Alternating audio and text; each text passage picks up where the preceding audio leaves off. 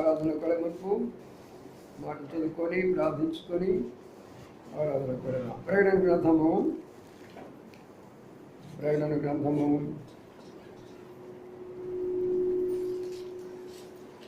21వ అధ్యాయం. ప్రకటన గ్రంథము 20వ అధ్యాయం 12 నుంచి 15 వచనాలు మార్చి చదువుకుందాం. ప్రకటన 20వ అధ్యాయము 12 నుంచి 15 వచనాలు. ఆ పట్టణకు ఎత్తైన గొప్ప ప్రాకారమును 12 గుమ్మముల నుండెను. ఆ గుమ్మల యొద్ద 12 దేవదూతలు ఉండేవి. ఇశ్రాయేలులో 12 గోత్రముల నామము ఆ గుమ్మముల మీద రాయబడినవి.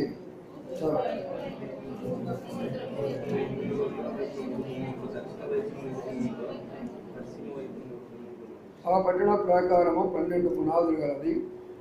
ఆ పునాదుల పైన గొర్రెపిల్ల యొక్క 12 పోస్తులు 12 పేర్లు కనబడుతున్నవి.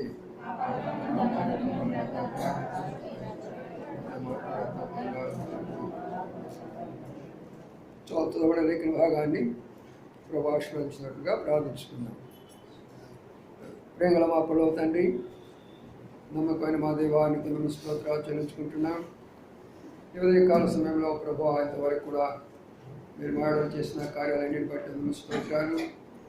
కొంత మా ప్రభా కొంత మన అనుకూలంగా ఉన్నప్పుడు మీరు రాగల బిడ్డల బట్టి మేము స్తోత్రాలు. ఇంకా నీకు రావాల్సిన వారు ఉన్నారు, వారు కూడా నడిపిస్తురండి. వచ్చిన వారి కాడికి వాడికుండా మేము ఆరాధించడానికి సిద్ధపరచబడే వర్తమానం దయచేయడం మీద ఆశను అభిషేకించి స్థలమంతా కూడా మీ సన్నిధిలో నింపమని ప్రార్థిస్తుంటున్నాం. పరలోకంలో ఆరాధన, భూలోకంలో ఆరాధన, అట్టి ఆరాధనలో మమ్మల్ని చేర్చినారు. మీ కొందనాలు స్తోత్రాలు చెల్లించుకుంటూ ఇచ్చిన అవకాశం పడి స్తుతిస్తూ ఘనత మహిమ ప్రభావాలను గౌరవించుకుంటూ యేసే పరిశుద్ధ నామమున స్తుతించి ప్రార్థించి కనపరచి పెట్టుకుంటున్నాము తండ్రి. ఆమేన్. ఇక్కడ మనము ఒక విషయాన్ని గురించి చదువుతున్నాము. 20వ అధ్యాయంలో ఒక పట్టణము, అది పరలోక పట్టణం. ఆ పరలోక పట్టణానికి ఎన్ని గుమ్మములు ఉన్నాయంటే 12 గుమ్మాలు ఉన్నాయి. ఆ తర్వాత దానికి ఎన్ని పునాదులు ఉన్నాయంటే 12 పునాదులు ఉన్నాయి. ఆ పట్టణానికి ఎంతమంది కావాలి దేవదూతలు ఉన్నారంటే 12 మంది ఉన్నారు. 3 12. ఎన్ని గుమ్మాలు ఉన్నాయి? 12 ఉన్నాయి. ఎన్ని పునాదులు ఉన్నాయి? 12 ఉన్నాయి.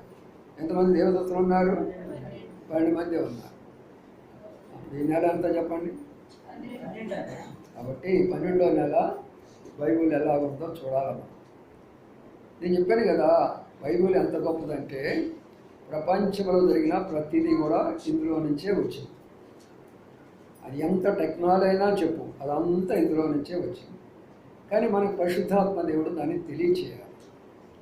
అందుకనే ఈ విషయాలు ఇది 12వ నెల కాబట్టి 12 గురించినటువంటి కొన్ని మాటలు మనం ధ్యానించుకుందాం ఈ రోజున. బైబిల్ గ్రంథంలో ప్రతి ఒక్క నంబర్కి ఒక్కొక్క అర్థం ఉంటుంది. 1వ నెంబరు అది దైవ సంఖ్య. ఎందుకంటే దేవుడు ఒక్కడే, ఇద్దరు ఉండరు. ఎవరైతే ఇద్దరు అనుకుంటారో అక్కడ దేవుడు కాదు, ఉండేది ఒక్కడే దేవుడు. 2 అనేది సహవాసానికి, ఇద్దరు స్నేహితులు, ఇద్దరు భార్యాభర్తలు, అక్క చెల్లెలు, అన్నా తల్లి, సహవాసానికి గుర్తు.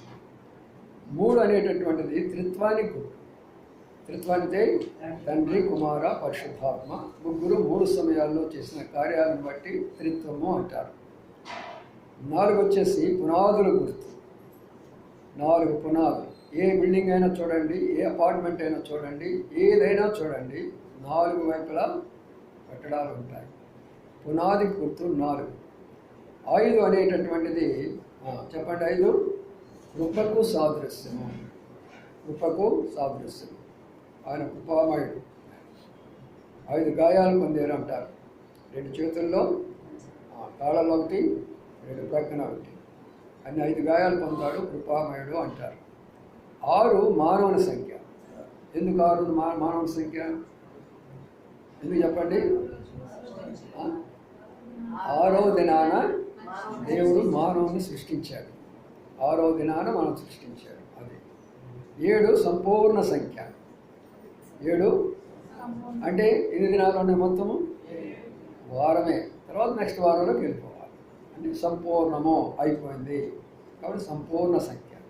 8 పునరుత్థాన సంఖ్య. పునరుత్థాన సంఖ్య అంటే ఏంటి? తిరిగి ప్రారంభించడము అనేది. తిరిగి ప్రారంభించడం. ప్రభు చనిపోయిన తర్వాత ఆయన పునరుద్ధరణైంది ఆ యొక్క 8వ రోజున. చూసారు కదా, వరుసగా వస్తే మళ్ళీ తిరిగి ఆదివారం నుంచి 7 రోజులైన తర్వాత మళ్ళీ ఏమవుతుంది? ఆదివారం 8వ రోజు అనగా పునరుత్థాన సంఖ్యకు గుర్తు. 9 వచ్చి 9 దేనికి గుర్తు? మనకు బాగా తెలుసు. 9 వరాలు, 9 ఫలాలు ఏంటి అవన్నీ కూడా 9 ఆశీర్వాదానికి గుర్తు. అందుకనే నవరత్నాలు, నవధాన్యాలు అంటారు. అంటే 9 అన్నమాట. 10 అంటే మీరు చెప్పాలి స్టూడెంట్స్. 10 అంటే చెప్పండి రా, అది పాస్ కాలేదా మీరు? మరి చెప్తే చెప్పాలి కదా. 10 పరీక్షకు గుర్తు. బైబిల్లో 10 పెట్టారు కాబట్టి ఈ రోజున అందరూ కూడా హిందువులైనా ముస్లిమ్స్ అయినా 10వ తరగతి రాయాల్సిందే. బైబిల్ ప్రకారం వాళ్ళ పరీక్షలు రాయాల్సిందే. 11 ఒక తగ్గుదలకు గుర్తు. తగ్గుదల అంటే ఏంటంటే అన్నీ ఉన్నాయి కానీ ఒకటి కొరత. యేసుప్రభు వారికి ఎంతమంది శిష్యులు ఉన్నారు? 12 మంది శిష్యులు ఉన్నారు. ఒకరు తగ్గితే ఏం చేస్తాడు? ప్రభు పోతే పోడు అనుకున్నాడా? లేదు, అది పూర్తి చేయాలా. అందుకనే 11వ సంఖ్య దేని గుర్తు? 1 కొరత. 11వ నెల అంటే ఒక కొరత అనేది ఉంటూ ఉంటుంది. ఇప్పుడు 12 అనేటటువంటిది ఏర్పాటు సంఖ్య అంటారు. 12 సంఖ్య చెప్పండి. ఏర్పాటు సంఖ్య. ఎందుకు ఇది ఏర్పాటు చేసుకున్నాడంటే పరలోకమే 12 పునాదులు, పరలోకమే 12 గుమ్మాలు, పరలోకంలోనే 12 దేవదూతలు. అక్కడి నుంచి ప్రారంభించబడినది ఇశ్రాయేలులకు వచ్చింది. ఇశ్రాయేలు నుంచి ప్రారంభించబడింది మనకు వచ్చింది. అందుకనే 12 అనేటటువంటిది ఏర్పాటు సంఖ్య. ఇది దేవుని యొక్క వాక్యంలో. ఇలాగ చెప్పుకుంటే సంఖ్యలే చాలా సమయం పడుతుంది. ఇప్పుడు మన యొక్క అంశం 12 కాబట్టి ఈ 12 గురించిన కొన్ని విషయాలు మనం ధ్యానించుకుందాం. ఈ 12 నెలలో ప్రభు 11 నెలలు మనము ప్రయాణం చేస్తూ వచ్చాము. 12వ నెలలోకి ప్రవేశపెట్టాడు. ఈ 12 అనేటటువంటిది బైబిల్ గ్రంథంలో ఏమి ఇంపార్టెన్స్ ఉందో మనం చూడాలి. చాలా ఉన్నాయి 12 గురించి, కొన్ని విషయాలు మాత్రమే చూసుకుంటూ పోతాం. రండి మొట్టమొదటిగా యోహాను సువార్తలోకి వెళ్దాం. యోహాను సువార్త 4వ అధ్యాయం. యోహాను సువార్త 4వ అధ్యాయం. యోహాను సువార్త 4వ అధ్యాయం 6వ వచనం చదవండి. 6వ వచనం.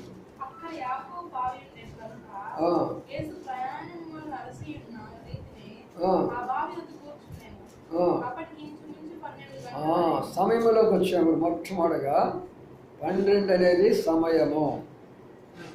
కాబట్టి యేసుప్రభువారు ఏ సమయంలోకి వచ్చాడు? 12 గంటలప్పుడు వచ్చాడు. యేసుప్రభువారు 12 గంటలప్పుడు వచ్చాడు. ఆయన చనిపోయింది కూడా 12 గంటలకే సిలువేశారు ఆయన. చూసారా? కాబట్టి 12 గంటలప్పుడు ఆ యొక్క బావి దగ్గరికి వచ్చినప్పుడు ఏం జరిగింది చెప్పండి. ఆమె యొక్క సమరయ స్త్రీ యొక్క జీవితాన్ని మార్చివేశాడు. సమరయ స్త్రీ యొక్క జీవితాన్ని మార్చివేశాడు. అంటే దాని అర్థం ఏంటంటే ఆమెకు రక్షణ దొరికింది, ఆమెకు ప్రభువు దొరికాడు, ఆమెకు పరలోకం దొరికింది. 12 గంటల వేళలో వచ్చి సమరయ స్త్రీని మార్చిన రీతిగా అదే సమయంలో మరి మనలను కూడా అనేకులను మార్చి ఉండవచ్చు. అనగా ఇక్కడ మెయిన్ ఉద్దేశం ఏంటంటే ఈ 12 అనేది రక్షణకు సాదృశ్యము. 12 గంటలప్పుడు ఆయన దర్శిస్తూ ఉంటున్నాడు. ఒక వ్యక్తి కొరకై ఆయన వెళ్ళాడు అక్కడికి. ఒక పాపంలో ఉన్నటువంటి వ్యక్తి కొరకై ఈ లోక సంబంధమైనటువంటి యొక్క అనేకమైనటువంటి భర్తలను పెట్టుకొని తృప్తి లేనటువంటి జీవితంతో తన జీవితంలో నెమ్మది లేకుండా మరి ఆ మధ్యాహ్న కాల సమయంలో వెళ్ళినటువంటి ఆ స్త్రీని రక్షించాలా, ఆ స్త్రీని కూడా నేను పరలోక రాజ్యం తీసుకొని వెళ్ళాలా. ఆ స్త్రీ కూడా తక్కువగా ఎంచబడింది ఈ లోకంలో, ఒక పేదరికంలో జీవిస్తున్నది, తన శరీరాన్ని అమ్ముకున్నది. ఇలాంటి పతనమైపోయినటువంటి ఈ స్త్రీని కూడా నేను ప్రేమించి ఈమె కూడా నా సృష్టి కాబట్టి నేను పరలోకాన్ని తీసుకువెళ్ళాలని చెప్పేసి ప్రియమైన సోదరి సోదరులారా, ప్రభు 12 గంటలకు అక్కడికి వెళ్ళిన వాడిగా కనబడుతున్నాడు. అంత గొప్ప రహస్యం చూసావు కదా. ఆమె 5 భర్తలు తన శరీరాన్ని అమ్ముకుంటుంది. ఈ రోజుల్లో మరి ఎన్ని రకాలుగా శరీరాలు అమ్ముకుంటున్నారు. అది తప్పు అని బైబిల్ చెప్తుంటే సుప్రీంకోర్టు ఏం చెప్తుందంటే అది కరెక్ట్ అని చెప్తుంటున్నారు. రోమారాజులో ఉన్న పోప్ ఏం చెప్తున్నాడంటే అది కరెక్ట్ అని చెప్తూ ఉంటున్నాడు. అయితే అమెరికాలో ఉన్న ప్రెసిడెంట్ ట్రంప్ అంటున్నాడు అది తప్పు అని ఖండిస్తూ ఉంటున్నాడు. బైబిల్ ఏదైతే తప్పు అన్నదో అది మనం తప్పు అనాల్సిందేనని చెప్తూ ఉంటున్నాడు. కాబట్టి అనేకులు ఈ దినాల్లో మరి వ్యభిచారానికి లైసెన్స్లు ఇస్తుంటున్నారు. డ్రింకింగ్ లైసెన్స్ ఇచ్చారు. సరే, అన్నీ ఎక్కడ చూస్తా కూడా తాగుబోతులు అంతా తయారైపోయినారు. ఇప్పుడు వ్యభిచారానికి కూడా లైసెన్స్ ఇచ్చేస్తుంటున్నారు. అందుకనే ప్రియమైన సోదరి సోదరులారా, ఆమె యొక్క జీవిత విధానం అంతా కూడా పతనమైపోయినటువంటి జీవితం. తన శరీరాన్ని అనేక మంది భర్తలకు ఉపయోగించేసేసి భోజన కొరకై తన జీవితాన్ని పతనం చేసుకుంటున్నది, నెమ్మది లేనటువంటి జీవితం జీవిస్తున్నది. అలాంటి వ్యక్తి దగ్గరకు సాక్షాత్తు దేవుడిగా ఉన్నటువంటి ఆయన రావాల్సినటువంటి పని ఏముంది? ప్రభువు యేసు క్రీస్తు వారు ఆమె దగ్గరికి వెళ్ళవలసిన పని ఏముంది? రెండవదిగా ఆమె ఈ లోక సంబంధంగా చూస్తే తక్కువ మరి జాతికి సంబంధించిందిగా కనబడుతూ ఉంటున్నది. అనగా సమరయులు అనగా తక్కువ వారు, సమరయులు అనగా మరి చాలా రకాలైనటువంటి చెడు అలవాటులు కలిగినటువంటి వారు, సమరయులు అనగా రౌడీ పనులు చేసేటటువంటి వారు, అనేకులను చంపేటటువంటి వారు, సమరయులు అనగా హత్య చేసేటటువంటి వారు, అనేకమైనటువంటి చెడు జీవితంలో ఉన్నటువంటి సమరయులు శాస్త్రులు ఏమన్నారంటే ఏదైనా మంచిది నజరేతు నుండి వస్తుందా, సమరయ నుండి వస్తుందా అంటే అందులో మంచి అనేది ఏమి ఉండదు. కానీ ప్రభువు చెడిపోయిన దానిని మంచి చేయడానికి భూలోకానికి వచ్చాడు. ఎవరో కాదు, ఒకప్పుడు ఈ స్త్రీ జీవితము నీవు నేనే. ఒకవేళ ఆ స్త్రీకి ఆ అలవాటు ఉండొచ్చు, కానీ మనకు అనేక రకాలైన అలవాట్లు ఉన్నాయి. ఈ అలవాట్లన్నీ మార్చివేసే దాని కొరకై 12 గంటల వేళలో ఆ స్త్రీ కొరకు ఎలాగ వెళ్ళినాడో ఈ రోజున మనం ఇక్కడికి వచ్చామంటే మన కొరకై దేవుడు ఏ రూపంలో వచ్చాడో, ఏ సేవకుని ద్వారా వచ్చాడో, ఏ వాక్యం ద్వారా వచ్చాడో, ఎవరు మనం దర్శించాడో, అందుని బట్టి ఈనాడు ప్రభు యొక్క సన్నిధిలో ఉండి ఆరాధించడానికి కొరకై ప్రభు మనల్ని సిద్ధపరిచినాడు. 12 గంటల సమయంలో ప్రభు దర్శించి ఆమెను పాపం నుండి విడుదల దయచేసినాడు. ఆమెకు ఒక స్థానం అనుగ్రహించినాడు. ఆమెను కుమార్తెగా స్వీకరించినాడు. మనం చదువుకున్నటువంటి 12 గుమ్మములు గల పట్టణానికి అర్హురాలుగా చేస్తూ వచ్చాడు. అంతకన్నా గొప్పది ఏదైనా ఉన్నదా? అందుకన్నా గొప్ప విషయం లోకములు ఏదైనా ఉన్నదా? లోకములో తృణీకరించబడిన వారు, త్రోసివేయబడినటువంటి వారు, నీచంగా ఎంచబడినటువంటి వారిని ప్రభు ప్రేమించి వారిని దగ్గర తీసుకొని వచ్చి వారిని పరలోకరాజ్యం పోవాలని చెప్పేసి 12 గంటల సమయంలో ఆయన అక్కడికి వచ్చిన వారిగా కనబడుతుంటున్నారు. ప్రియమైన సోదరి సోదరులారా, మనలను ప్రేమించేదానికి మనం ఏమీ లేదు ఈ లోకంలో. కానీ ఈ లోక సంబంధంగా మనం ఏదో చెప్పుకుంటాం, కానీ అవి దేవుని సంబంధంలో ఏమీ ఉండవు. ఈ లోకంలో ఘనముగా ఎంచబడేది దేవుని యొక్క దృష్టిలో ఎందుకు పనికిమాలినటువంటిది. అందుకనే ఈ లోకంలో ఏదైతే గొప్పతనం అనుకుంటుందో దేవుని దృష్టిలో ఎందుకు కూడా ఉపయోగం లేనటువంటిది. అయితే దేవుని యొక్క కృపను బట్టి మనలను ఆ స్థాయిలోకి నడిపించాలని 12 గుమ్మములు కలిగినటువంటి ఆ పట్టణం కొరకై 12 గంటల్లో ఆ ప్రభువు ఆ స్త్రీ దగ్గరికి వెళ్ళి ఇప్పుడు ఆమె యొక్క జీవితాన్ని మార్చినాడు. ఇది డిసెంబర్ నెల 12వ మాసము. అందుకని నేను ఈ 12 విషయాలు ధ్యానించినప్పుడు దేవుని యొక్క వాక్యం అనేకమైన రహస్యాలు బయలుపాటు చేస్తూ వచ్చాడు. అవి మీతో చెప్తూ ఉంటున్నా. రక్షించబడినటువంటి మనమందరం కూడా ఈరోజు ప్రభుని స్తుతించాలి. ప్రభు ఒకప్పుడు నన్ను తక్కువగా ఎంచారు ఈ లోకంలో, ఒకప్పుడు నన్ను పాపిగా ఎంచారు ఈ లోకంలో, ఒకప్పుడు నన్ను మోసగానో, దొంగగానో, నన్ను వ్యభిచారిగానో, లేక విగ్రహారాధికుడుగానో అనేక విధాలుగా నన్ను చాలా తక్కువ చూపులు చూస్తారు ఈ లోకంలో. లేక నా యొక్క ధనాన్ని బట్టో, లేక నా పేదరికాన్ని బట్టో, లేక నాకు ఉన్నటువంటి చదువులేని కారణం చేత, తక్కువ కారణం చేత నన్ను చాలా తక్కువగా చూస్తూ వచ్చారు. అయితే నీవు నన్ను దర్శించినావు, నీవు నన్ను దర్శించావు, నా జీవితాన్ని మార్చివేసినావు, నా బ్రతుకును మార్చివేసేసావు. అయ్యా, ఈ రోజున నీ సన్నిధిలో ఉండి నేను స్తుతిస్తున్నానని ప్రభు ఇచ్చినటువంటి రక్షణను బట్టి మొట్టమొదటిగా ప్రభును మనం స్తుతించే వారంగా ఉందము కాక. కాబట్టి మొదటి విషయాన్ని ఈ డిసెంబర్ వరకు ఆయన మనం కాపాడుతూ డిసెంబర్ 1వ తారీఖున ఆయన మనం ప్రవేశపెట్టాడు. కాబట్టి దానిని బట్టి ప్రభును మొట్టమొదటిగా ప్రభువా నువ్వు నన్ను దర్శించిన దినాన్ని బట్టి నీకు వందనాలు స్తోత్రాలు చెల్లించి ఆయన ఇచ్చిన రక్షణను బట్టి మనం ప్రభువుని స్తుతించే వారంగా ఉందము కాక. ఇది మొదటి విషయాన్ని చూస్తూ వచ్చాం. రెండవ దానికి వస్తాం రండి. అదే యోహాను సువార్త 6వ అధ్యాయం. యోహాను సువార్త 6వ అధ్యాయంలో మరొక విషయాన్ని మరొకటి చూద్దాం. 13 చూద్దామండి. 6:13. కాబట్టి వారు భుజించిన తరువాత వారి యొద్ద మిగిలిన 5 యవన రొట్టె ముక్కలు పోగు చేసి 12 గంపలు నింపిరి. ఎన్ని గంపలు నిండారు? 11 నింపొచ్చుగా, 10 నింపొచ్చుగా, 20 నింపొచ్చుగా. ఎందుకు? ఏం చెప్పాను నేను? అక్కడ సమరయ స్త్రీని ఏర్పాటు చేసుకున్నాడు, ఇక్కడ 12 గంపలను ఏర్పాటు చేసుకున్నాడు. అక్కడ సమరయ స్త్రీని ఏర్పాటు చేసుకున్నాడు, ఆమె జీవితాన్ని మార్చివేశాడు. అందుకనే 12వ సంఖ్యలో ఉన్న గొప్ప రహస్యం ఏంటంటే ఏర్పాటు చేయబడినటువంటి సమరయ స్త్రీ. అలాగే ఇక్కడ ఏర్పాటు చేయబడినటువంటి యొక్క గంప దేనికి సాదృశ్యం అంటే మొట్టమొదటిగా మన జీవితానికి సాదృశ్యము, రెండవదిగా మన కుటుంబానికి సాదృశ్యము, మూడవదిగా మన సంఘానికి సాదృశ్యం కనబడుతుంది. మూడంత రహస్యం ఉంటుంది గంప. ఇప్పుడు అక్కడ ప్రభువు యేసు క్రీస్తు వారు అందరికీ పంచిపెట్టిన తర్వాత రొట్టెలు చేపలు అన్నీ పెట్టేశారు, బాగానే ఉంది. అంతవరకు ఆ విషయం మనకు తెలుసు. మీ దగ్గర ఏమైనా ఉన్నదంటే ఎవరు అన్నారు? ఏమన్నారు? మా దగ్గర ఏమి లేదయ్యా. ఎవరినన్నా అడుగుతున్నారు, మీ దగ్గర ఉన్నది తీసుకురామంటే ఎవరి దగ్గర ఏమి లేదయ్యా. అయితే ఇక్కడ ఒక చిన్న బాలుడు ఉన్నాడు, అబ్బా దగ్గర ఎన్ని ఉన్నాయి? 5 రొట్టెలు 2 చేపలు మాత్రం, అంతకుమించి ఏమి లేవయ్యా మా దగ్గర అని అన్నారు. మరి గంపలు ఎక్కడి నుంచి వచ్చినట్టు? 12 గంపలు అక్కడ ఉన్నాయి. అర్థం చేసుకోండి. అంటే దాని అర్థం ఏంటంటే వారు ఖాళీ గంపలు తీసుకొని వచ్చారు. అక్కడ ఆ ఏరియా అంతా కూడా అరణ్యం ఏరియా కాబట్టి, ఆ ప్రాంతం నుండి వారు ట్రైబల్ ఏరియా ప్రాంతాలు కాబట్టి వాళ్ళందరూ కూడా గంపలు ఆ ప్రాంతంలో ఉంచుకుంటూ వస్తారు. అవి ఖాళీ గంపలు, అవి ఖాళీ గంపలు, అందులో ఏమీ లేనటువంటిది. ప్రియమైన సోదరి సోదరులారా, ఈనాడు మనము లోకంలో కూడా అనేకులు మనం చూస్తే వారి జీవితాలు ఖాళీ అయిపోతున్నాయి. ఎంతోమంది జీవితాలు ఖాళీ అయిపోయినా, చదువుకున్నా కానీ ఉద్యోగం లేదండి. అందుకని ప్రభుత్వం వారి మీదకి వెళ్తున్నారు, మాకు ఉద్యోగాలు ఇవ్వండి, మేము ఎలాగా బ్రతకాలనుకుంటున్నాం.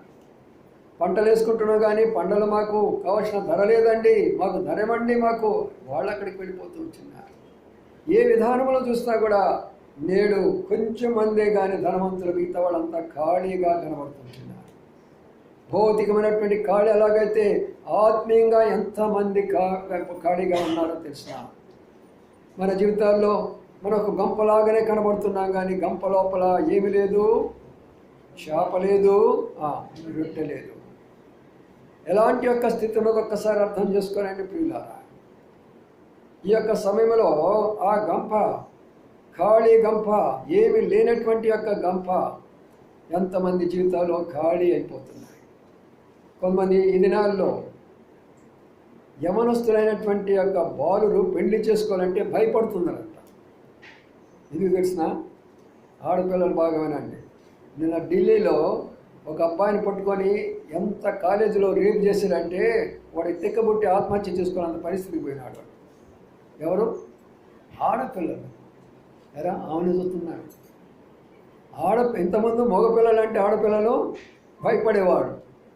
ఇప్పుడు ఆడపిల్లలు అంటే మగపిల్లలు భయపడుతున్నారు. పోతూనే చంపకేసి పడుతున్నారు పోయేవాడిని, భయం కూడా లేకుండా పోతున్నారు. ఎంత భయంకరమైన పరిస్థితిలోకి వచ్చింది ఒకసారి అర్థం చేసుకున్నాను. అందుకని ఎంతోమంది జీవితాలు పెళ్లి చేసుకున్నారే కానీ ఏమైపోతున్నారు, వెంటనే ఖాళీ అయిపోతున్నారు. నా కుటుంబం ఇలాగ అయిపోయినది, నా భార్య ఇలాగ చేసేసింది, నన్ను ఇలాగ చేసింది, నేనేం చేయాలో అర్థం కావటం లేదు. ప్రియమైన సోదరి సోదరులారా, ఖాళీ జీవితాలు, ఖాళీ జీవితం, ఖాళీ కుటుంబాలు కూడా. పేరుకు భర్త ఉన్నాడు కానీ ఇంటిలో ఏమి లేదు, పేరుకు భార్య ఉన్నారు కానీ ఇంటిలో ఏమి లేదు, పేరుకు బిడ్డలు ఉన్నారు కానీ ఇంటిలో ఏమి లేదు. ఒకవేళ శరీర సంబంధంగా ఉంటే ఆత్మీయంగా ఏమి లేదు. ఖాళీ గంపల యొక్క జీవితము. అందుకనే ప్రభు ఆ ప్రాంతంలో ఉన్నటువంటి వారందరిలో 5,000 మంది ఆ ప్రాంతంలో ఉంటే 12 గంపలే కావాలని కోరుకున్నాడు. 12 అనేది ఏర్పాటు సంఖ్య అని చెప్పాను. ఈ డిసెంబర్ నెలలో ఈ 12వ మాసం మొదటి రోజున ప్రభువు నీతో నాతో మాట్లాడుతుంటున్నాడు. ఈ 12 గంపలు మన జీవితాలు, మన కుటుంబాలు, ఖాళీ అయిపోయిన జీవితాలు, ఖాళీ అయిపోయినటువంటి కుటుంబాలు. అనేక సందర్భాల్లో జరుగుతున్నటువంటి విషయాలను ఎంతో బాధకరంగా గత రాత్రి ఒక వ్యవసాయకుడు చెప్తూ వచ్చాడు. బీసీ జన్ గారని నాకు ఆయన బాగా తెలుసు. ఆయన నేడు ఇప్పుడు ప్రభు దగ్గరికి వెళ్ళాడు. ఆయన కుమారుడు దైవసేవకుడు అయ్యాడు. నాకు తెలియదు ఆ అబ్బాయి అంత గొప్ప ఉన్నతమైన స్థానంలోకి వస్తుందని. తను చెప్తుంటే తన కళ్ళు నీళ్ళు పెట్టాడు, మాకు కూడా కళ్ళ నీళ్ళు తెచ్చాడు. ఎందుకంటే వాళ్ళ నాన్నగారు చాలా గొప్ప దైవజనుడు.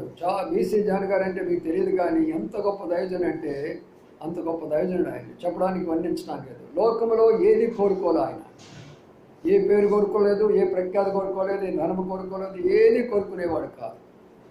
ఎవరిని కూడా ఏ విషయంలో కూడా బాధ పెట్టినట్టు నాకు తెలిసేది కాదు. అంత మంచి గొప్ప దైవజనుడు ఆయన. ప్రభు దగ్గర ఉన్నాడు ఇప్పుడు ఆయన కుమారుడు చెప్తూ, మా నాన్నగారు 44 సంవత్సరాలు ఈ యొక్క హెబ్రోన్ సహవాసంలో ఉన్నప్పుడు మా ఆత్మీయ స్థితి ఒక రకంగా ఉండేది. ఈనాడు మా ఆత్మీయ స్థితిని బట్టి మేము ఎంతో బాధపడుతున్నాము, ఎంతో దుఃఖపడుతున్నాము. సేవలోకి వచ్చేమే కానీ మాకు తృప్తి లేదు. ఖాళీ గంపలైపోతున్నాయి. సంఘాల్లో వాక్యం లేక, సరైనటువంటి వాక్యం లేక, సరైనటువంటిది వారికి ఆదరణ లేక, సరైనటువంటి ప్రోత్సాహం లేక, సరైన సిద్ధపాటు వాక్యం లేక అనేక గంపలు ఖాళీ అయిపోతూ ఉంటున్నాయి. సంఘాలు ఖాళీ అయిపోతున్నాయి, కుటుంబాలు ఖాళీ అయిపోతున్నాయి, వ్యక్తిగత హృదయాలు ఖాళీ అయిపోతున్నాయి. ప్రభు అన్నాడు, ఇదిగో నేను నిన్ను ఏర్పాటు చేసుకుంటున్నాను. అందుకనే ఏ గంపలో అయితే చేప ఉన్నదో, ఏ గంపలో అయితే రొట్టె ఉన్నదో వారు మాత్రమే ప్రభు యొక్క సన్నిధిలో ఉంటారు. ఇప్పుడు ఈ గంపలోకి ఏమొచ్చి చెప్పండి? ఆ గంపలో ఏం పెట్టినాడు ప్రభు? చేపలు, రొట్టెలు దానిలోకి వచ్చేసేది. అనగా దాని అర్థం ఏంటంటే ఖాళీ గంపలోకి 2 వచ్చినాయి. ఒకటి రొట్టె, రెండవది చేప. రొట్టె అనగా దేనికి సాదృశ్యం? రొట్టె ప్రభువైన యేసుక్రీస్తు వారికి మొదటిగా సాదృశ్యం, రెండవదిగా మన శరీరానికి సాదృశ్యం. చేప మన యొక్క జీవితానికే సాదృశ్యం. చేప ఈ లోకం అనే సముద్రంలో ఎన్నోసార్లు వాక్యం ద్వారా దైవ సేవకులు మీ ఇంటికి వస్తే తప్పించుకుంటూ పోయినావు. చేప ఎలాగ తప్పించుకుంటూ పోయిందో అలాగ తప్పించుకుంటూ పోయావు. అయితే ఒకనొక రోజు వచ్చింది, ఆయన వలలో పడిపోయినావు. ఆ వలలో పడిపోయినావు కాబట్టి ఈనాడు గంపలోకి వచ్చేసావు, అనగా దేవుని యొక్క సంఘములోకి వచ్చావు. ఈనాడు ఒకనొక నాడు నీకు సంఘము లేదు, సంఘ దర్శనానికి లేదు, ఆరాధన దర్శనానికి లేదు, దేవుని బిడ్డ యొక్క దర్శనానికి లేదు. అయితే మనకు దేవుడు తన కృపను బట్టి ఆ గంపలో తీసుకుని వచ్చాడు. అయ్యా, తప్పించుకున్నటువంటి చేపను నేను బురదమంట అంటారు. బురదమంట తెలుసా? చూసారు? తెలుసా మీకు? మాకు తెలుసు. ఆ దినాల్లో దాని నిండా బురదే ఉంటుంది, దాని నిండా బురదే ఉంటుంది. అలాగే మన యొక్క జీవితం అంతా కూడా పాపమే పాపము, అంతా చెడిపోయినటువంటిదే మన యొక్క బురదమంట. మన చూపులు చెడిపోయినవి, మన తలంపులు చెడిపోయినవి, మన ఆలోచనలు చెడిపోయినవి, మన శరీరము చెడిపోయింది. ఎక్కడ చూసినా బురదే. ఆ బురద మట్టను శుభ్రపరిచి గంపలు వేస్తున్నాడు. ఇసుకిదంది అంటారు తెలుసా? పట్టుకుంటే జారిపోతూ ఉంటుంది. దాన్ని పట్టుకుంటే జారిపోతూ ఉంటుంది. ఎన్నిసార్లు ప్రభు నేను పట్టుకోవాలనుకున్నాడో జారిపోవడానికి ప్రయత్నం చేయలేదా? ఎన్నిసార్లు ప్రేమతో దేవుడు నీ యొక్క వాక్యం ద్వారా నేను ఆహ్వానిస్తే నేను తప్పించుకోవడానికి ప్రయత్నం చేయలేదా? అయినా కూడా ఆయన ప్రేమను చూడండి. జారిపోయేటట్టు నిన్ను జారనేయకుండా ఆయన సంఘములో ఉంచాడు. నిన్ను జారనేయకుండా ఆయన సంఘములో ఉంచాడు. 12 గుమ్మములు కలిగిన ఆ పట్టణములో, ఆ 12 గుమ్మాలను కాపు కాసినటువంటి యొక్క దేవదూతలు ఉండేటటువంటి ఆ పట్టణంలో 12 పునాదులు ఉన్నటువంటి ఆ పట్టణంలోకి నేను తీసుకురావాలని చెప్పేసి నీ ఖాళీ జీవితంలోకి, మన ఖాళీ కుటుంబాల్లోకి, మన ఖాళీ మందిరాల్లోకి చేపలను నింపుతూ వచ్చాడు. ప్రియమైన సోదరి సోదరులారా, అందుకనే 12 గంపలు ఏర్పాటు చేయబడినటువంటి గంపనివి. ఈ రోజున ప్రభువా నన్ను ఏర్పాటు చేసుకున్నావు. నీ గంపలో నేనున్నాను, నీ సంఘంలో నేనున్నాను. ఎంతోమంది ఉన్నారు. ప్రభు దగ్గరికి వచ్చింది. ఎంతమంది తిన్నారు చెప్పు? ఆ రొట్టెలు తిన్నవాళ్ళు ఎంతమంది అంట? 5,000 మంది తిన్నారు. 5,000 మందికి లేనటువంటి ధన్యత ఈ 12 గంపలకు వచ్చింది. వాళ్ళు తిన్నారు, పోయినారు, వాక్యం వింటారు, వెళ్ళిపోతూ వస్తారు, నామకార్థమైన జీవితంలో జీవిస్తూ వస్తారు. ప్రభు యేసుక్రీస్తు వారు సెలవిస్తున్నప్పుడు వచ్చారు 5,000 అక్కడికి రావచ్చుగా? వచ్చారా? రాలా. కొండ మీద ప్రసంగం చేసేటప్పుడు వేలాది ప్రజలు జనసమూహంతో నిండిపోయినారు. సెలవేసినప్పుడు ఒకరు వచ్చారా? రాలా.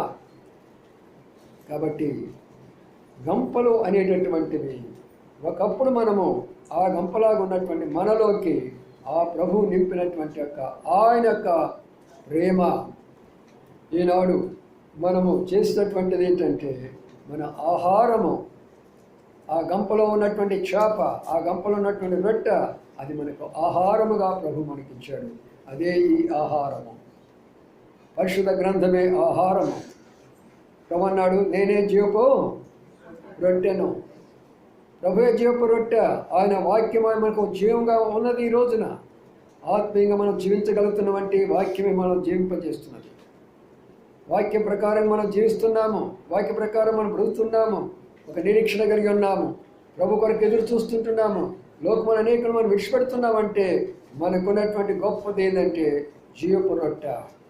ఆహారాన్ని మనకి ఇచ్చినాడు. 12 గంపలు, 12 గంపల ఆహారము 12 మంది శిష్యులకి ఇచ్చేస్తూ ఉంటున్నాడు.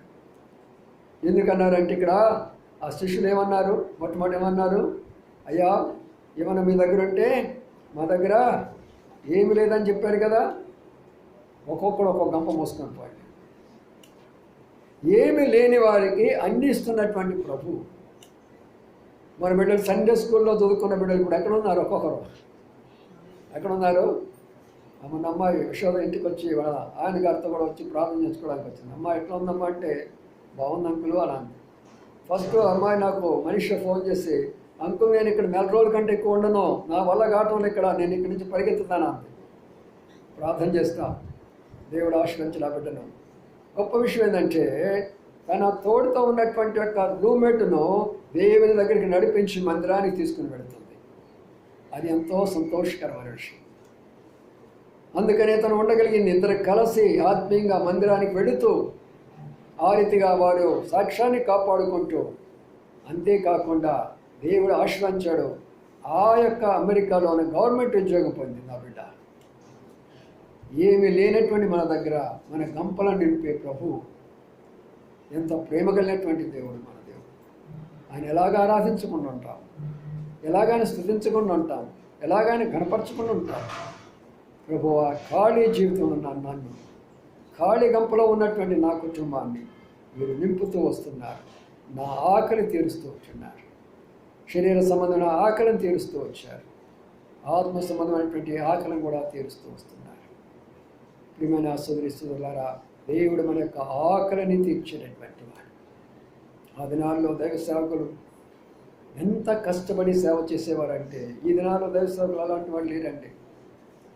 2-3 దినాలు భోజనం లేకుండా గ్రామాలు తిరిగి సువార్త ప్రకటించేటటువంటి వాడు.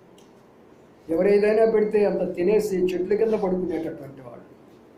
అలాంటి అనుభవంలో ఆనాడు ఉన్నటువంటి యొక్క పరిస్థితి, ఈనాడు అలాంటి అనుభవం లేదు. మనకు దేవుడు అన్ని సమృద్ధిగా ఇస్తూ ఉన్నాడు. అందుకనే ప్రభుని ఆరాధించు. మనకు ప్రభువా, నన్ను, నా జీవితాన్ని నింపుతున్నావు, నా కుటుంబాలను, నా బిడ్డలను ఆశీర్వదిస్తుంటున్నావు. నీవు నా కొరకై నా గంపలాంటి ఖాళీ జీవితంలో చేపలను, రొట్టెలను పెట్టి నా ఆహారాన్ని తీస్తున్నావు. అంతేకాదు, నా ఆత్మీయమైనటువంటి ఆహారం కూడా నాకు అందిస్తున్నావు. నా శరీరము జీవించాలంటే మరి నాకు భౌతికమైన ఆహారం ఇస్తున్నావు కదా, నా ఆత్మ జీవించాలంటే నాకు ఆత్మీయమైనటువంటి వాక్యం అందిస్తూనే ఉన్నావు ప్రభువా. అనేక విధాలుగా, అది బైబిల్ స్టడీ అయినా, ప్రార్థన కూడికైనా, యవనస్తుల కూడికైనా, ఏదైనా కూడా నాకు ఇచ్చే ఆత్మీయమైన ఆహారాన్ని బట్టి నీకు వందనాలు ప్రభా అని ప్రభుని స్తుతించి గణపరచవలసిన వారు అనుకుంటున్నాను. కాబట్టి 12 సంఖ్య ఏర్పాటు సంఖ్య. ఎవరు ఏర్పాటు చేసుకున్నాడు? మొట్టమొదటిగా సమరయ స్త్రీని, అనగా పాపంలో ఉన్న వారిని రక్షించేవాడిగా, రక్షణకర్తగా, అది రక్షణకు గుర్తుగా ఉంటున్నది 12 గంటల సమయము. రెండవదిగా 12 గంపలు వచ్చేసి ఆయన ఆశీర్వాద దీవెనల గుర్తుగా ఉంటుంది. మూడవ దానికి వెళ్తాం రండి. మూడవ దానికి వెళితే ఇక్కడ మనం మత్తయి సువార్తలో జ్ఞాపకం చేసుకుందాం. మత్తయి సువార్తలో ఒక మాటను జ్ఞాపకం చేసుకుందాం. 10వ అధ్యాయం, మత్తయి సువార్త 10వ అధ్యాయంలో ఒక మాటను జ్ఞాపకం చేసుకుందాం. చదవండి, మొదటి వచ్చింది.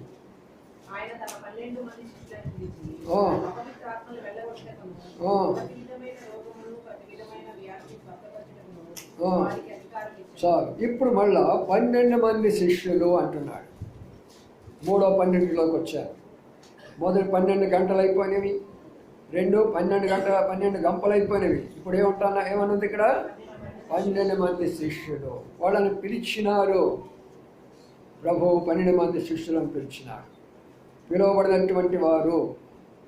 కాబట్టి ప్రియమైన సోదరి సోదరులారా, ఈ శిష్యులకు ప్రభు ఏమిచ్చాడంటే తర్బీదు ఇచ్చాడు. ఈ శిష్యులకు ఏమిచ్చాడంటే కొంత పరిచయం ఇచ్చాడు. ఈ శిష్యులకు ఏమిచ్చాడంటే కొన్ని తలాంతులు ఇచ్చాడు, కొన్ని వరాలు ఇచ్చాడు. ఈ శిష్యులకు ఆయన ఏమిచ్చాడంటే కొంత అధికారం ఇచ్చాడు. ఆ తర్వాత వాళ్ళని వెళ్ళమని చెప్పేస్తున్నారు. ఎంత గొప్ప విషయం అర్థం చేసుకోరండి.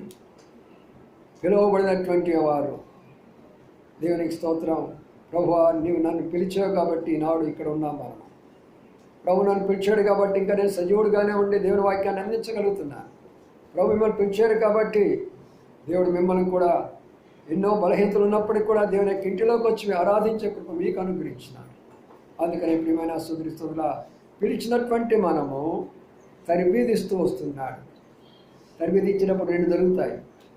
ఒక తర్బీదు ఎలాగ ఉంటుంది? ప్రేమగా ఉంటారు. పోలీస్ డిపార్ట్మెంట్లో తర్బీదు ఎలాగ ఉంటుంది చెప్పండి?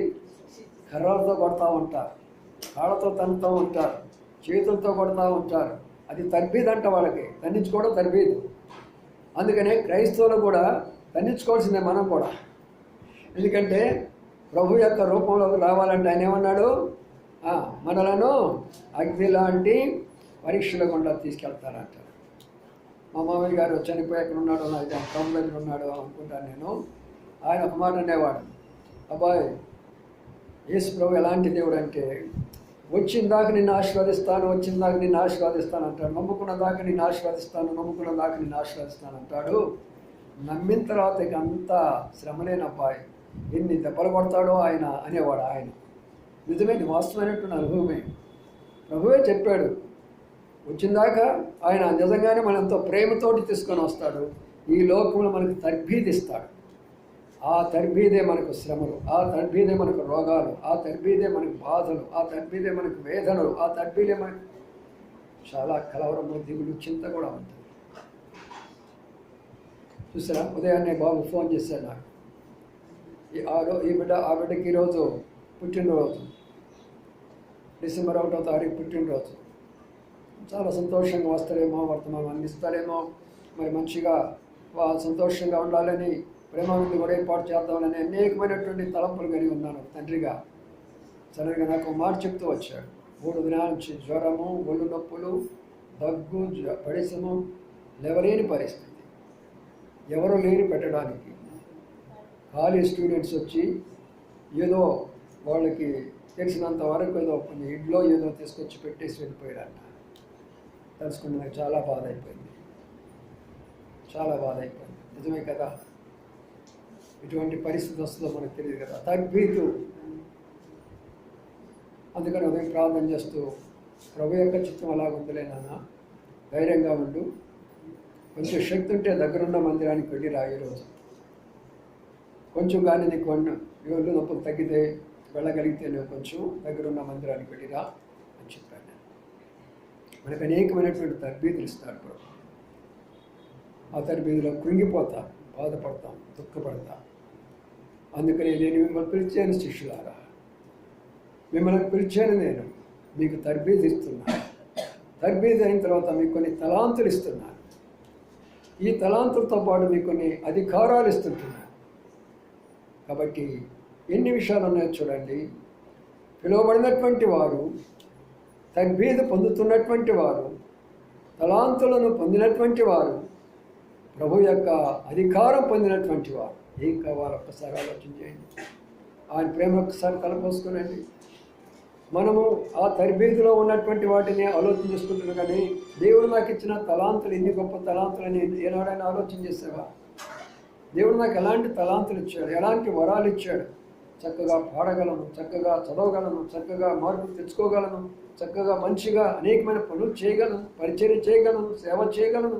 అనేకమైనటువంటివి ప్రభు మనకిచ్చిన తలాంతులు, వరాలు. దాంతో కూడా అధికారం కూడా మనకు అనుగ్రహించుతారు.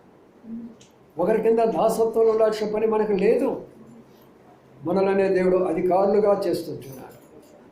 ఒకరి కింద మనలను బానిసలుగా ఆయన పంచమని ఇప్పుడు కోరలేదు. అది మనమే, మన తెలివి తక్కువతనం బట్టి, మన అవిధేయతను బట్టి మనం బానిసలైపోతుంటున్నాం. ఇశ్రాయేలు జనాంగములు వారి యొక్క అవిధేయతను బట్టి బానిసలైపోయినారు, కానీ దేవుడు వాళ్ళని బానిసలుగా చేయలేదు. ఈనాడు ప్రపంచం అంతా ఇశ్రాయేలు దేశం వైపు చూస్తున్నది. ప్రపంచం ఈనాడు ఉన్నటువంటి ప్రపంచంలో ఉన్నటువంటి ప్రతి టెక్నాలజీ ఇశ్రాయేలు దేశం నుంచి వచ్చినటువంటిది. చిన్న పెన్ను దగ్గర నుండి నేటిని ఉపయోగిస్తున్నటువంటి యొక్క ఐఫోన్ వరకు కూడా ప్రతి టెక్నాలజీ ఇజ్రాయెల్ దగ్గర నుంచి వచ్చినటువంటిది, దేవుని బిడ్డల దగ్గర నుంచి వచ్చినటువంటిది. వీళ్ళారా ఒక్కసారి అర్థం చేసుకున్నాం. ఆయన ఇచ్చినటువంటి అధికారము సామాన్యమైనటువంటిది కాదు. చిన్న దేశము అది, మహా ఉంటే ఆంధ్రదేశం అంతా కూడా ఉండదు. అది అలాంటి దేశాన్ని దేవుడు ఎంతగా అభివృద్ధి పరిచినాడు, ఎంతగా ఆశీర్వదించాడంటే వాళ్ళకి. అయితే అదే సమయంలో వాళ్ళ తర్బీదు ఒకసారి చూడండి. ఎన్ని రకాలైన పరిస్థితి కూడా ఇజ్రాయెల్ వెళ్తుంది. చుట్టుపట్ల వాళ్ళు బాధించడమే, బాంబులేయటమే, బెదిరించడమే, వాళ్ళని అక్కడి నుంచి వెళ్ళగొట్టడమే, వాళ్ళ మీద దండయాత్రలు చేయడమే. ఎన్నిసార్లు వాళ్ళ మీద దండయాత్రలు చేశారు. తర్బీదు ఎన్నో శ్రమలు కూడా వెళుతూ వచ్చారు. అయినా కూడా ప్రభు వాళ్ళని అధికారం అనుగ్రహించారు వారికి. మరి ప్రియులారా, ఈనాడు ప్రభుని ఆరాధించడానికి, ప్రభువా నీవు నన్ను పిలిచినావా, నీవు నాకు ఇస్తున్నావా తర్బీదు? కష్టాలు, శ్రమలు, బాధలనే తర్బీదులో ఇస్తుంటున్నావా? అంతేకాదు నాకు కొన్ని తలాంతులు, వరాలు ఇచ్చేవా? వాటిని ఉపయోగించుకోవడానికి మీరు ఇచ్చిన శక్తిని బట్టి నీ పొందనాలని చెప్పేసి ప్రభువును స్తుతించి ఆరాధించుదుము గాక. అంతేనా? మనం చదువుకున్న మాట ప్రకారము ఇవన్నీ దేనికి దారి తీస్తున్నాయని చెప్తున్నాను. దేనికి దారి తీస్తున్నాయి చెప్పండి. పరలోకములో ఉన్న 12 గుమ్మాల్లో మనము అందులో ప్రవేశించాలి. ఎక్కడ ప్రారంభించింది? 12 గంటల్లో ప్రారంభించబడింది ఇది. 12 గంపలకు వచ్చేసింది ఇది. 12 గంపల నుండి 12 శిష్యులుగా మారింది. 12 శిష్యులుగా మారి 12 పరలోక గుమ్మాల్లోకి వెళ్ళిపోయిందిగా కనబడుతున్నది. ఎంత గొప్ప విషయము. ఆఖరికి ఒక మాట చూసుకుందాము. అక్కడే మత్తయి సువార్త ఈ మాట చూసుకుని ఆరాధనకు వెళ్ళిపోదాం. మత్తయి సువార్త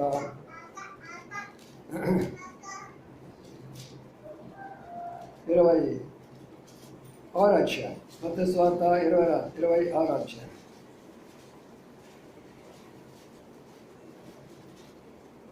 చదవండి. 53వ వచనం.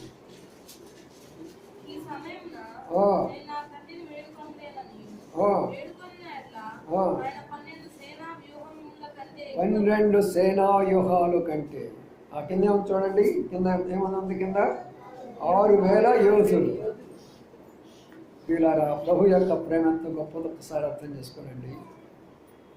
ప్రభు అంటున్నాడు, నువ్వేదో నా కొరకై కత్తి తీసుకొని ఏదో పోరాడుతున్నావు పేతురు. వాళ్ళదేదో చెవి దగ్గర నరికేశావు నువ్వు. అంటే నాకెవరు లేరు అనుకున్నావా నువ్వు? నేనే కానీ నా తండ్రి కానీ మొరపెడితే ఎంతమంది వస్తారంటే అక్కడి నుంచి 12,000 సైన్యం దిగి వస్తుందట. 12,000 సైన్యము. వీళ్ళారు ఒక్కసారి అర్థం చేసుకున్నాం. అంటే దాని అర్థం ఏంటంటే 12 అది మనం ఊహించలేము. 6,000 మంది కంటే ఎక్కువ. అంటే దీని అర్థం ఏంటంటే మనలను కాసేదాని కొరకు, మనలను రక్షించేదాని కొరకు, మనలను కాపాడేదాని కొరకు ఆయన తన దేవదూతలకు ఆజ్ఞాపిస్తాడు. అది కూడా 12 వ్యూహ సేనాలని రాయబడుతూ వచ్చింది. అనగా మనం రక్షించడమే కాదు, మనం పోషించడమే కాదు, మనకు తర్ఫీదు ఇవ్వడమే కాదు, మనకు అధికారం ఇవ్వడమే కాదు, అదే సమయంలో మనకు భద్రత కూడా తీసుకునేవాడుగా ఉంటున్నాడు. భద్రత తీసుకునేటువంటి యొక్క దేవాది దేవుడు ఆయన మనకు ఈ 12వ మాసంలో మనం ప్రవేశమైపోయింది. ఈ 12 మాసం 1వ తారీఖున మన యొక్క ప్రవేశంలో ప్రభు ప్రవేశపెట్టాడు. ఈ 5 విషయాలు మనకు ప్రభు చెబుతూ ఉంటున్నాడు. మీరు పరలోక రాజ్యం మీ కొరకని సిద్ధపరచున్న బిడ్డలారా, అందుకొరకే 12 గంటలలో నేను ఎలాగైతే సమరయ స్త్రీని దర్శించి ఆమె జీవితాన్ని మార్చి రక్షణ ఇచ్చానో, అలాగే మిమ్మల్ని దర్శించి మీకు రక్షణ ఇచ్చాను. అందును బట్టి నన్ను మీరు స్తుతించండి, ఆరాధించండి. రెండవదిగా 12 గంపలు ఎలాగా ఖాళీగా ఉన్నటువంటి 12 గంపలను ఈ 12వ నెలలో నీ జీవితంలో నీ కుటుంబంలో నేను నింపుతున్నాను. ఇప్పటికే నింపుతూ వచ్చాను. దానిని బట్టి ప్రభుని ఆరాధిస్తురా, దానిని బట్టి ప్రభుని స్తుతిస్తురామని చెప్తూ ఉంటున్నాడు. మూడవదిగా అంతేకాకుండా నేను పిలుస్తూ వచ్చాను. నా సేవ కొరకై, నా పరిచర్య కొరకై నేను పిలిచాను. నీకు తర్బీదిస్తూ వచ్చాను, నీకు తలాంతులు ఇస్తూ వచ్చాను, నీకు వరాలు ఇస్తూ వచ్చాను, నీకు అధికారం ఇస్తూ వచ్చాను. అందుని బట్టి ప్రభుని స్తుతించి ఘనపరుస్తూరా. అంతేకాదు నిన్ను కాపాడేదాని కొరకు, నీవు బయటకు వెళ్ళినా, లోనికి వచ్చినా, ఎక్కడికి వెళ్ళినా, ఏమి చేసినా కూడా నీతో పాటు ఉండేదాని కొరకై నేను వేలాది దూతలను నీకు సేవకులుగా చేశాను. నేను ఒక మానవుని కొరకు దేవుడికి ఇంత ప్రేమ ఏ రామాయణంలో ఉంది, ఏ భారతంలో ఉన్నది, ఏ పురాణాల్లో ఉన్నాయి? ఎక్కడ లేవు ప్రియులారా. ఇంత ప్రేమ కలిగినటువంటి దేవుడు ఏ గ్రంథంలో లేరు. కాబట్టి ప్రపంచమంతా కూడా ప్రభు వైపు తిరుగుతుంటే భారతదేశం మాత్రము ప్రభు వైపు తిరిగే వాళ్ళని కొట్టడం ప్రారంభించింది. ఎందుకంటే నిజమది. కాబట్టి ఇప్పుడు ఈ ఉద్దేశాలన్నీ దేని కొరకు అని అంటే ప్రభు చెప్తున్నాడు, అదిగో పరలోకము 12 గుమ్మాలు. ఆ 12 గుమ్మాలే కాదు, ఇంకేమున్నాయి అక్కడ? 12 దేవదూతలు. ఇంకా ఏమున్నాయి అక్కడ? 12 పునాదులు. అలాంటి యొక్క రత్నాలు, మణులు, మాణిక్యాలు, వైఢూర్యముతోటి. చూసారా? ఆఖరి మాట చదువుకొని ముగిస్తామా? రండి. ప్రకటన గ్రంథము 20వ వచనము. ప్రకటన 21 ఆ మాట చూద్దాం, ఎంత మంచిగా ఉండదో చూద్దాం ఆ మాట.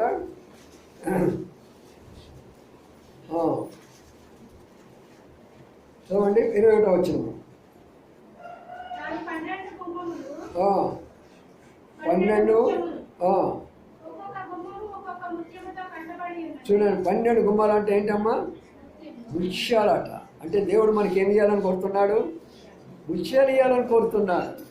మనం ఈ లోక ముత్యాల కొరకై పోరాడుతున్నాం, ఈ లోకం కొరకే మనం పోరాడుతున్నాం. ప్రభు అంటున్నాడు, అక్కడ నీకు ముత్యాలు ఉన్నాయి అయ్యా.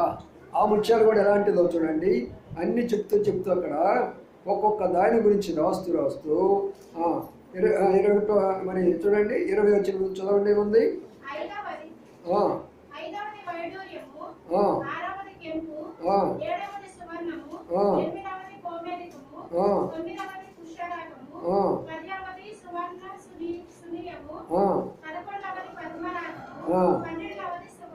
ఈ రాగా మనకి ఏడాది చెప్పండి. ఎలాంటిది దేవుడు, ఎలాంటి వాటితో నిర్మిస్తున్నాడు.